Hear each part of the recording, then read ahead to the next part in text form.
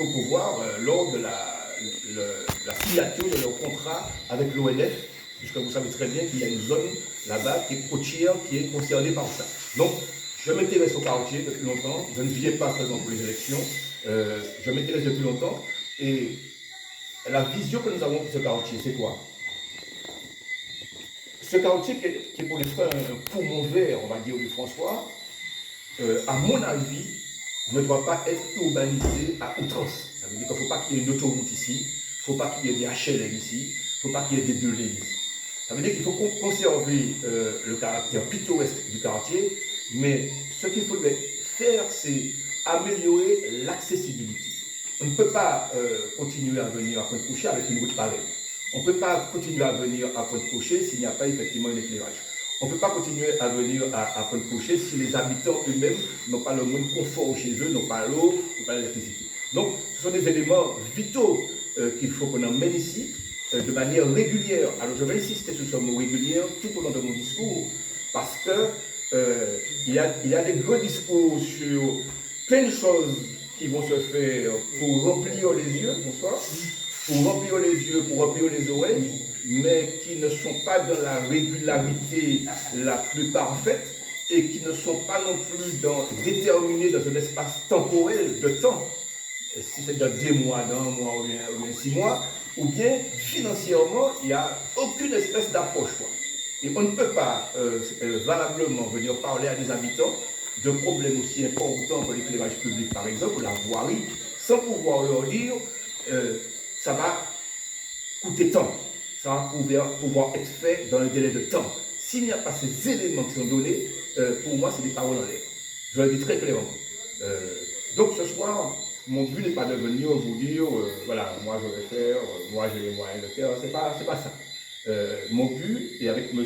Sundorum, c'est de vous dire que ce quartier-là que vous habitez aujourd'hui, où il y a grosso modo une quarantaine d'habitations, je vais sûrement très large, de maisons. Il y a environ 300 propriétaires qui n'ont pas de maison, c'est rien. Donc vous voyez, et ce quartier-là qui a grosso modo 2 branches, on peut dire, il y a la branche plus camp militaire là-bas au fond, près de l'école, et une zone plus près de la décharge. Voilà, c'est un quartier qui est un peu éparpillé, il n'est pas tout à fait uniforme et cohérent dans la manière d'exploiter les choses. Vous voyez? Un exemple, c'est pour vous dire qu'on ne peut pas, par exemple, imaginer qu'on prend un éclairage là, qu'on emmène au fond. Comme il est un peu épars, il y a sûrement une branche à prendre par là et une par là. Parce qu'effectivement, le quartier est un peu étalé. Donc, notre vision sur ce quartier, c'est ça. Ça veut dire qu'il ne faut pas nous faire bagaille en l'autoroute, on cabine ici à construire HLM, ce n'est pas notre but. Mais ce que nous voulons, c'est que vous qui vivez ici, d'accord, depuis longtemps, et vos enfants sont là également, et bien que vous ayez des conditions de vie décentes. Ça veut dire qu'il y a quand même un minimum. Et le minimum passe par quoi? Bien passe par le fait qu'il y ait l'électricité chez vous, qu'il y ait l'eau, qu'il y ait une voie correcte, et tout ça, et qu'il y ait effectivement un désenclavement de ce quartier. Donc, voilà ma vision du quartier, avec un raccordement avec Palémon, qui va permettre sûrement, merci, de pouvoir réaliser des réseaux communs et non les éparpiller aussi. En fait, il y a pas mal de choses. Alors maintenant, j'ai exposé cette vision la dernière fois, nous avons beaucoup discuté, donc c'est pas la peine, je ne vais pas encore recommencer ce soir parce que ça va être trop long. Le but, c'était vraiment de parler de tout ce qui est électrification. Hein? Parce que je suis au courant qu'il y a des certificats de non-opposition au raccordement électrique qui se donnent. Alors à certains, pas à d'autres. À des gens qui ont des maisons, à d'autres qui n'ont pas de maison. Donc c'est encore plus grave. Donner un certificat de raccordement à quelqu'un qui a un terrain nu, je vous l'ai dit, c'est illégal. C'est complètement illégal. Et ça se fait en ce moment. Et certaines personnes qui ont un terrain nu ont un certificat de non-opposition, alors que d'autres qui ont un bâti, on ne leur donne pas. Donc c'est injuste, quoi. Il y a une injustice terrible à ce niveau-là. Si les choses étaient tellement normales et cohérentes, tout le monde aurait eu la même chose. Vous comprenez bien que Ça veut dire simplement eh bien, qu'il y a une opération électorale, je vous le dis très clairement, qui se déroule et qui s'appuie sur ça. Ça veut dire qu'aujourd'hui, le pouvoir en place a décidé de faire de ce document qu'il donne un peu à tout le monde une arme électorale. Ils pensent qu'avec ça, ils vont pouvoir récolter des voix et gagner l'élection. Ça, c'est leur problème. Mais même du temps de Maurice Antiste, ça n'a jamais été fait. Il ne s'est jamais servi de ça pour gagner. Parce que ce qui est fait là, c'est une désorganisation totale de l'espace théodien franciscain. On désorganise tout. Parce que finalement, on accorde un document à quelqu'un qui n'a pas de permis, le même matérialité aux difficultés, c'est le voisin qui voit que celui-là construit sans permis. Ça crée une pagaille pas possible. Et les services préfectoraux, je vous le dis, sont déjà à l'écoute du François. Ils reçoivent des lettres anonymes parce que les gens qui n'ont pas le fameux papier, eh bien, ils écrivent au préfet. Qu'est-ce que vous voulez? Le voisin a un truc et puis moi, je n'ai pas. On écrit au préfet. Et résultat, le préfet, effectivement, a déjà pas mal de courriers anonymes. Donc, je pense que les choses peuvent se faire, les amis, mais elles peuvent se faire dans la légalité. Dans la légalité, surtout, et dans la transparence. J'accorde beaucoup d'importance à ces deux termes-là, parce que ce sont des éléments importants. Et moi, je ne suis pas venu ici pour gagner une élection et vous dire n'importe quoi. Je suis venu avec quelqu'un du SMEM qui va vous expliquer un petit peu comment les choses se passent. Et puis, vous pourrez poser vos questions, et puis il va essayer d'y répondre au fur et à mesure. Je voulais faire ce préambule-là pour vous dire un petit peu ma position et ma vision des choses sur le quartier. Merci beaucoup, M. Carlo.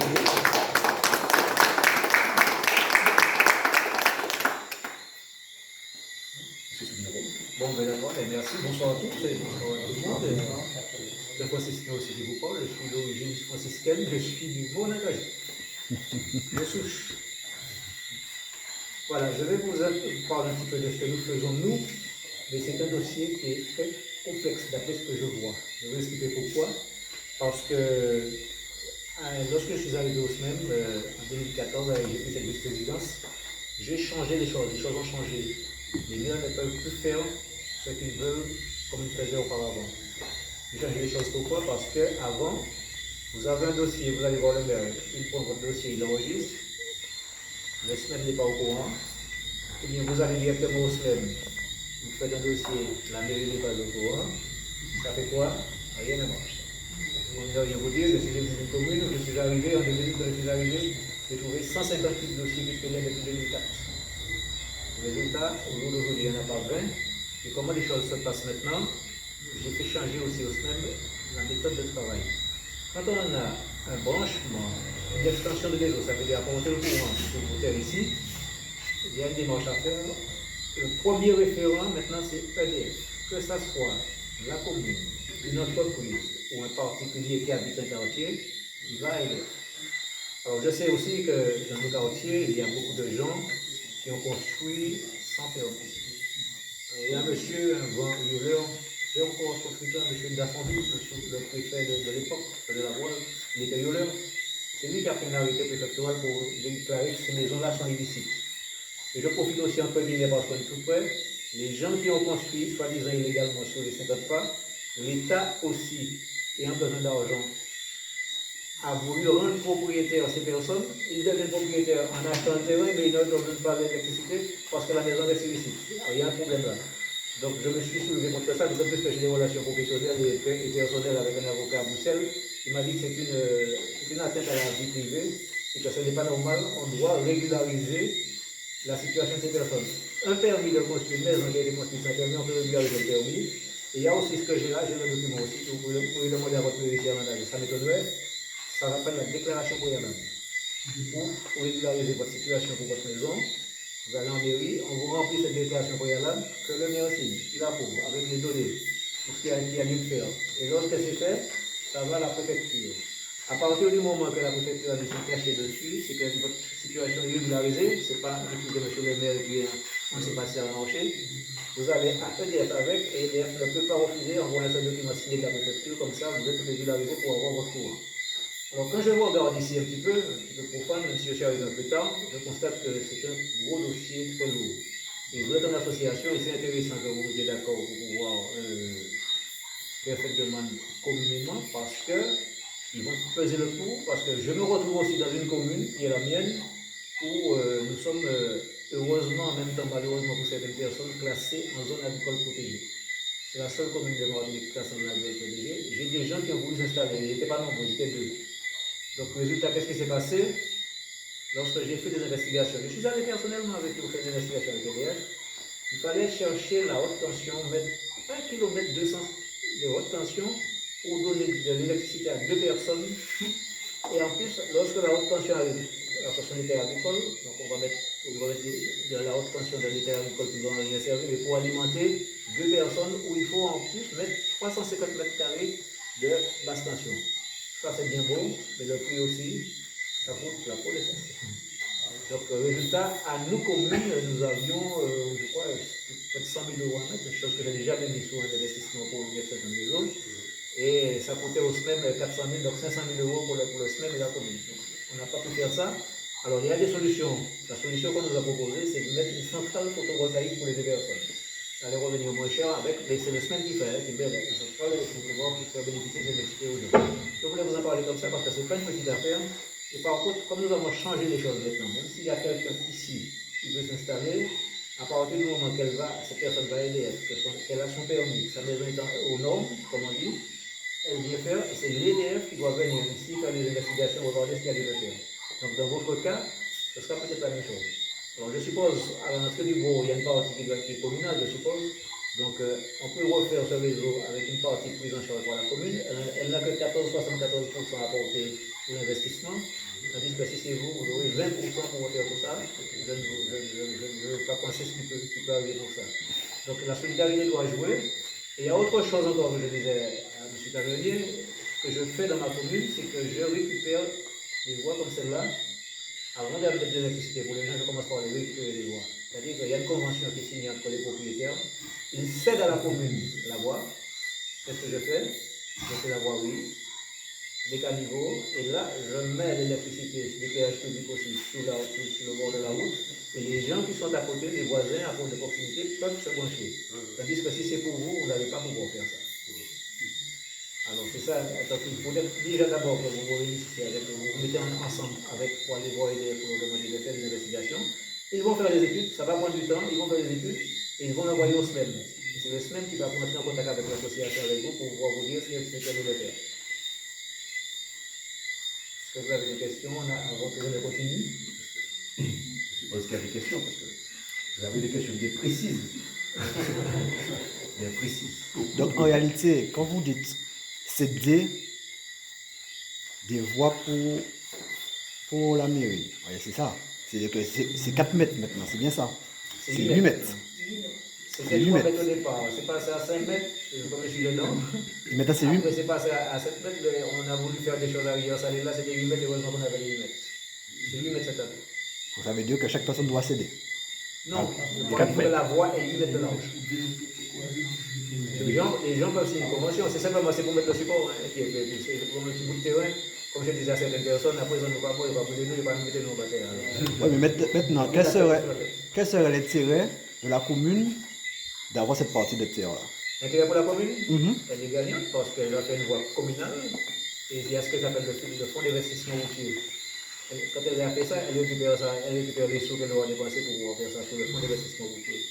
Et ça met en valeur aussi le quartier, et puis les riverains qui auront peut-être moins de soucis à valoriser leur terrain. Ils ont déjà le réseau électrique qui passe pour pouvoir avoir l'électricité et demain matin, s'il y a un enfant, il y a un parent qui veut construire. Oui. Si la mairie récupère l'intérêt de la mairie récupérer des terres, les terrains, oui. ils sont placés. C'est l'intérêt pour une commune de récupérer des terrains classés, en sachant qu'il n'y aura pas de. C'est pas ce que j'ai dit. Non, mais je comprends l'intérêt d'une commune. J'ai dit la voie. L'intérêt, mais c'est vous n'avez pas dépensé parce que je suis sûr que si on va vous demander des millions, parce qu'il faut. Ici, là, s'il faut, il y a ce qu'on appelle l'extension du réseau, mais ça ne veut rien dire. Il y a aussi le renforcement. Il faudra peut-être mettre, comment on appelle ça encore, un poste. Renforcer là pour chercher le courant, et quelquefois il faut aller chercher le courant bien loin. Avant de le ramener ici, ça coûte là, trop de choses. Ça ne veut pas dire que la moyenne tension, Ouais. la haute tension pourra être transportée de près. Ça pourrait il faut aller chercher beaucoup plus loin. C'est la haute tension, c'est quoi Par contre, au niveau de la voie, quel intérêt pour une commune, effectivement, de rendre une voie privée publique? Tout le monde y gagne. Monsieur Snow va vous expliquer que la mairie gagne parce qu'effectivement, elle va déclarer plus de kilomètres de voies, puisqu'elle sera publique. Voilà, donc autrement dit, elle va déclarer plus de kilomètres de voies et les dotations qu'on va lui verser seront plus importantes. Il va compenser les dépenses qu'ils ont fait pour eux. Voilà. Il y a beaucoup de dotations qui intègrent la longueur de la voirie municipale. Donc plus vous avez de la voirie municipale, plus vous recevez des recettes. Donc il y a cette... et puis l'intérêt pour la ville de rendre le quartier, le lieu accessible pour le bien-être des habitants. C'est ça l'intérêt majeur pour moi, parce qu'il n'y a aucun bénéfice particulier. C'est ça. Et derrière, les habitants, eux, eh bien, ils savent qu'ils vont devoir céder, c'est vrai. Les riverains vont devoir céder une partie de leur parcelle pour réaliser la voie. Mais une fois que la partie est cédée, derrière, il y a un géomètre qui va recalculer les voiries. Parce que forcément, vous avez moins de voiries. Et aujourd'hui, vous payez des taxes foncières sur une voirie que tout le monde a prise. Donc demain, vous serez régularisé. Pourquoi? Parce que vous paierez effectivement une taxe foncière sur la surface, la superficie exacte que vous occupez. Donc il y a tout ça. Et tous les frais sont payés par la ville. Les frais de géomètre et tout ça, sont payés par la ville. Ensuite, le fait de faire une voie pour la ville permet effectivement d'amener les réseaux plus facilement. Et au niveau de Pointe-Cocher, qui est une zone naturelle, je le rappelle, jusqu'à aujourd'hui, et c'est la grosse difficulté, parce que sans quoi on ne ferait pas la discuter. Bon, alors, c'est la grosse difficulté, c'est une voie naturelle. Pour faire ça, admettons que toutes les administrations disent OK, admettons, ce n'est pas encore le cas. C'est loin d'être le cas. Il y a de grosses garanties à apporter et ce n'est pas encore le cas. Admettons, on ne pourrait pas imaginer une seconde de voir des poteaux ici. Le réseau serait forcément enterré. Forcément enterré. Et pour sauvegarder la nature même du lieu, et vous imaginez, je vous laisse deviner le niveau de la facture. Oui, mais je peux mettre... Le réseau enfoui coûte 2 fois plus cher que la rivière. Au moins. Pas au moins, je sais Au moins. Au moins. Mais en cas de panne, le réseau aérien est beaucoup plus facilement réparable que le réseau enfoui. Forcément. Et là, les pannes, on n'est jamais à l'abri. L'avantage que vous avez lorsqu'il y a cyclone, vous êtes à demi-tranquille. Vous n'avez pas de risque.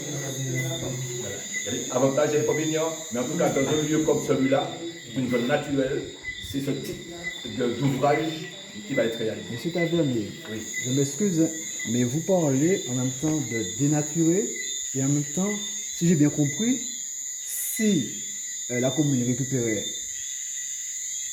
comment dirais-je, les allées, les voiries, finalement, est-ce qu'elle goudronnait cette route? Est-ce que? Goudronnée, cimentée, au minimum. Oui, bétonné. Elle serait bétonnée. Donc finalement, le chemin serait dénaturé en réalité. Mais avant d'arriver là, C'est une solution. ce que j'aurais préconisé, vous avez demandé, savez-vous quelle est la situation d'ici au point de vue, plus le plan local d'urbanisme?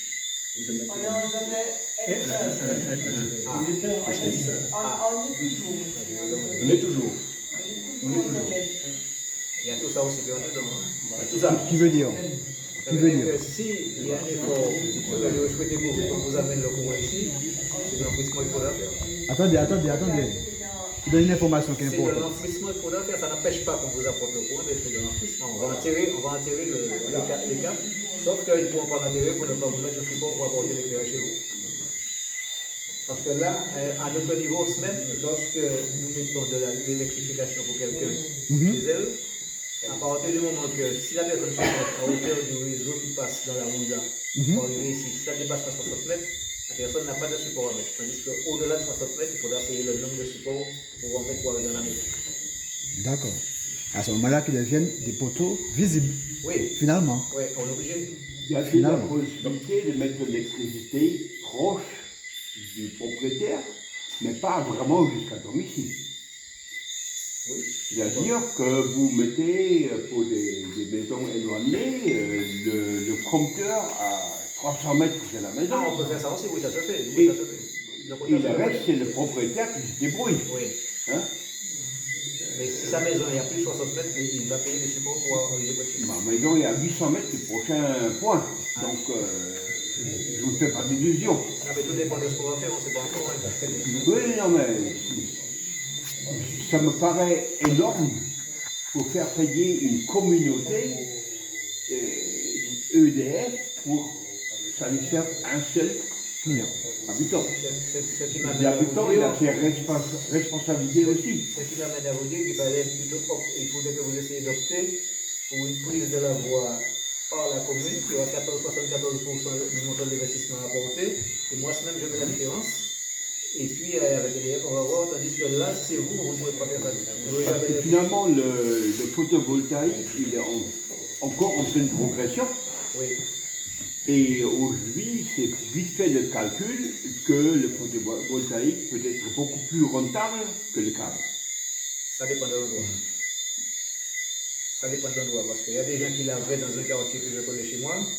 J'ai dû leur mettre l'électricité parce qu'entre les deux, puis avec tout ce qui se passe maintenant, avec le mauvais temps, les cyclones et tout là, ben, il y avait beaucoup de défaillances. Oui, il y a beaucoup quand même d'installations qui ne sont pas vraiment faites dans les règles d'art. Tout à fait. Ça, oui. Mais le photovoltaïque en lui-même, il est fiable. Le problème qui se pose, à mon avis, c'est à la fin de vie du photovoltaïque, Ouais. les déchets, c'est assez toxique. Oui, oui. Et on achète aujourd'hui un photovoltaïque pas très cher, les prix ont énormément baissé. On m'avait proposé ça pour des personnes parce qu'ils n'étaient que deux. Pourquoi? Parce que pour les X 500 000 euros pour mettre l'électricité pour deux personnes, ce n'était pas possible. Ils m'avaient proposé mais ça. Malheureusement, il y a un propriétaire qui est mort. Le monsieur était soigné médicalisé avec un groupe électrogène. Alors quand le groupe est tombé en panne, il est mort. C'est sûr. Alors, selon votre expérience, est-ce qu'il y a déjà eu des précédents déjà au François? S'il n'y a pas eu au François, en Martinique, même configuration de terrain, même type de population, qu'est-ce que ça a donné en temps pour que l'électricité a été mise dans les quartiers qui les précédents? Et est-ce qu'on peut utiliser ça pour faire du suivant? Ouais, parce que je me demande s'il y a effectivement un précédent, déjà, sur lequel on pourrait se calquer pour savoir un petit peu. Ouais. Et en termes de temps, s'il y a eu un précédent, Alors, combien de temps ça avait c'est mis? pas difficile parce que les communes ne sont pas friands de faire ce genre de choses-là. Par contre, moi je le fais, j'ai déjà repris plus de 100 voix comme ça. J'ai fait les trucs moi-même pour ma commune et les gens ont profité pour pouvoir se brancher avec le. Et en termes de temps, ça a donné quoi? À partir du moment où on a décidé de se lancer dans le projet et que les gens ont levé l'électricité chez eux, ça a donné quoi? 1 an, 2 ans, 6 mois? Alors, les dossiers sont classés par ordre d'arrivée et par commune. C'est comme ça, il y a 34 communes. Pour humoriser, je ne vais pas vous dire que c'est, on vous donne un minimum de 9 mois, c'est le temps d'une grossesse. Ce qu'il faut savoir, c'est qu'au niveau des travaux, au niveau du Vous savez, SMEC, ils n'arrivent pas par commune. Ils sont obligés de suivre le planning. alors, Il y a des dossiers qui traînent avec des problèmes et on ne sait pas encore point. Oui, oui, madame. Alors ma question est la suivante. Vous avez parlé de faire des voies pour pouvoir avoir l'électricité, mais je ne comprends pas que l'armée n'a pas de voies et ils ont l'électricité. Alors, et ils ont quand même eu de la lumière sans avoir eu de voies. Alors on pourrait mettre de l'électricité sans faire le chemin. Alors, ils ont eu cette électricité quand ça c'est pas maintenant. Il y a eu un renforcement il y a Mais 2 ans. écoutez, il y a des choses évoluent. Je vous dis avant qu'il y avait une bagaille avant, on allait à la mairie, on allait aux semaines, et puis personne n'est au courant, et puis les dossiers viennent. Nous avons changé ça, j'ai changé ça. Maintenant c'est EDF maintenant, ils viennent faire les investigations, ils envoient, ils analysent comme ça va coûter. À ce moment-là, ils transmettent au SMEM, le SMEM remet ça à son bureau d'études, qui vient faire les études sur le terrain pour dire combien ça va coûter. Et je vais plus loin dans la question. Qu'est-ce qu'un camp militaire fait là? Non, je vais encore plus loin, c'est vrai. Non, mais c'est pour renforcer la question. C'est pour vous dire que parfois il y a des incohérences, des choses voilà, qui sont là, posées. Il y a des situations. Et c'est pourquoi dans ce pays-là, il y a souvent des petites révolutions, des révoltes, des gens qui ne sont pas contents, parce qu'on ne comprend pas les choses. On n'arrive pas à comprendre comment telle chose peut se faire d'un côté, c'est l'État, donc la lumière est arrivée, on ne sait pas comment. Et puis de l'autre côté, des gens qui ont leur habitation, qui sont là, qui espèrent quelque chose, ne peuvent pas l'avoir. Même s'il y a une évolution dans la réglementation, je veux bien comprendre, mais il faut trouver le moyen de satisfaire également les populations qui sont là, parce qu'aujourd'hui, à Pointe-Couchée, le problème, c'est pas de nouveaux propriétaires qui sont là, ils sont là depuis un moment. Depuis un moment. Et il faut trouver, il faut arriver à solutionner. Mais comme je vous dis, ce projet-là, parce que je sais qu'on vous a parlé de ce projet-là, on a parlé de ça, on va faire ça, on va faire ça. Effectivement, la question de temps que tu parles est importante. Dans combien de temps? C'est facile de venir dire on va faire ça à l'approche d'une élection surtout. Mais ce que je veux vous dire, c'est que des choses sont possibles. Et par exemple, moi, je sais que je m'y emploierai avec vous, parce que finalement, il ne faut pas qu'on fasse des choses qui ne me concernent pas.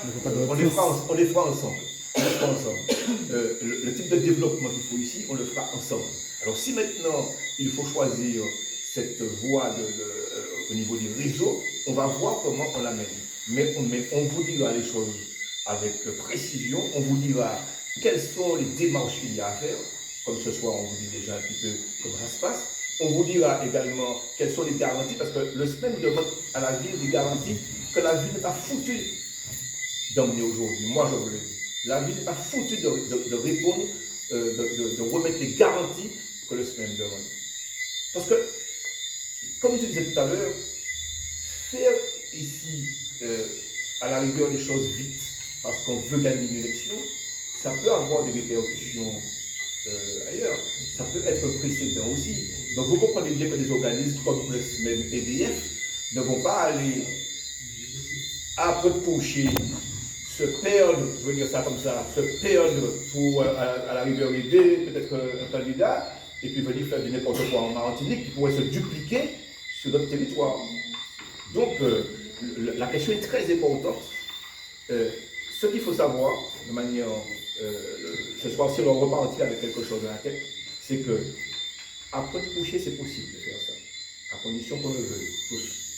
Maintenant, si on veut le faire, il y a une procédure. On ne fait pas les choses n'importe comment dans une zone naturelle, comme celle-là. Résultat, il faudrait qu'autour de la table se mettent les services de l'État, EDF, le SMEM, la ville du François. Et à la rigueur, c'est ça qu'il faut qu'on fasse, une réunion publique avec tous les acteurs, tous les acteurs, et dire ce quartier-là, comment on va faire demain matin. Et que chacun prenne sa part de responsabilité dans les travaux qu'il aura à faire. Parce que la facture, comme je vous dis, ça sera très importante. Je suis conseiller municipal. Vous comprenez bien que cette question-là ne peut pas être réglée si elle n'est pas portée au conseil municipal. Ah oui. Une délibération à prendre. Il y a une délibération à prendre. Donc les gens qui viennent vous raconter des histoires et tout ça, lorsqu'on demande aux gens de payer, parce qu'il y a une petite dame qui a déjà été payée, qui a été payée à EDF, elle a payé 1800 € et puis elle attend, elle est en train de pleurer. J'ai déjà ce retour-là. Non, sans t'interrompre, les 1600 € qu'elle a payé, c'est pour l'étude. Mais par contre, si l'étude de son extension, de son branchement coûte 200 €, la différence va rentrer dans ce que doit apporter Pour les travaux. pour les travaux. Pour les travaux. Donc elle a payé, mais elle est en attente parce qu'elle ne sait pas elle était pressée, quoi, parce qu'on a donné le papier et tout ça, mais elle ne sait pas ce qui va être fait. Quand vous demandez aux gens de participer, il y a une participation de la commune, de l'État, des particuliers même, il faut un plan de financement. Il faut qu'il y ait un plan de financement, il faut une délibération du conseil municipal, un plan de financement où on voit la participation de chacun. Et je suis au conseil municipal, nous sommes déjà pratiquement en novembre, je ne viens plus. Et entre le moment où une telle décision va se prendre au conseil municipal, parce qu'il y aura une étude qui va être faite auparavant, avant d'arriver au conseil municipal, de faisabilité. Vous comprenez bien qu'on ne va pas venir au conseil municipal faire un plan de financement si on ne sait pas si c'est faisable ou non. Donc il y aura une étude de faisabilité qui va être faite. Ensuite, on va chiffrer. Et ensuite, on va venir au conseil municipal, dire voilà, ça coûte tant, et voilà comment, qui participe. C'est à partir de ce moment-là qu'on peut dire que, ouf, on va sûrement commencer à voir quelque chose sortir. Mais on est loin de ça. Et ceux qui viennent vous dire le contraire, ils sont dans le faux. Et je serai là pour vous dire, si jamais ça vient au conseil municipal, je vous avertirai également. Mais ce n'est pas encore le cas. Autrement dit, c'est une question qui est importante et qui ne se règle pas en très peu de temps. À mon niveau, je ne suis pas venu casser le moral pour dire qu'on n'aura pas ça. Ce n'est pas vrai. Je vous dis sincèrement qu'il y a des possibilités. Il y en a, je vous le dis sincèrement. Je travaille avec M. Sonorum, Léo Smem, ce sont des dossiers qu'on a déjà étudiés, il y a des possibilités. Mais ce qu'on est venu vous dire ce soir, c'est que attention à cette espèce de rapidité, on vous dit que les choses vont se faire vite, vous espérez, et puis vous pouvez être très déçus par la suite parce que les choses n'ont pas bougé. Et elles ne bougeront pas, pourquoi? Parce que, eh bien, on n'a pas pris le temps de l'étude, le temps de la faisabilité de la chose, le temps de la concertation. Il n'y a pas eu ça, ça n'existe pas. Donc aujourd'hui, autrement dit, le dossier est en l'état. Il ne faut pas qu'on vienne me dire aujourd'hui que ça avançait de iota, c'est pas vrai. Donc ça veut dire que si nous avons passé des 8 mètres, c'est caduque quoi. C'est même pas la peine il faut éclater la bulle. Je ne dis pas ça. Je dis qu'il y a une possibilité. Alors, il faut voir, je rappelle qu'il y a 2 points de départ. Il y a le point de départ de la décharge. Il y a le point de départ du communautaire. Il faut qu'on voit aussi si effectivement il n'y a pas une possibilité de faire arriver un peu les deux. Je sais que pour le camp militaire, il y a une démarche qui a été faite déjà et que le SMEM qui commence à ouvrir un petit peu les yeux, mais il va demander avant l'accord de tous les propriétaires pour faire traverser le réseau s'il le faut. Donc vous comprenez bien que tout ça prend du temps. Il y a une convention. S'ils ne sont pas d'accord, nous n'intervenons pas. Voilà. Et il y a beaucoup de gens qui refusent qu'on mette un support sur le terrain. Moi, je connais l'histoire parce que je l'ai faite déjà. Ouais. Quand on préparait le réseau d'eau potable, il m'a fallu le droit de passage de chaque propriétaire. J'ai contacté les propriétaires qui étaient en France. Ouais. Et ça a été long. Un dossier qu'on a travaillé avec moi dessus, ça a duré 4 ans. Et j'avais, en même temps, je faisais la même démarche pour que la ville prenne la route. Ils nous ont amenés dans une berceuse, disant qu'ils vont arranger des points, mais n'ont jamais voulu prendre la route. Donc ça, il y a tout ce travail à faire. Mais pour vous, en particulier vous, les privés là, l'avantage que vous avez pour ne pas dépenser trop d'argent, c'est de faire la cession de la voie à la collectivité pour qu'elle puisse faire le job pour vous. Parce que si vous faites ça individuellement, non, c'est pas possible. Ah non. Oui. Il suffit de signer une convention entre le propriétaire et la mairie pour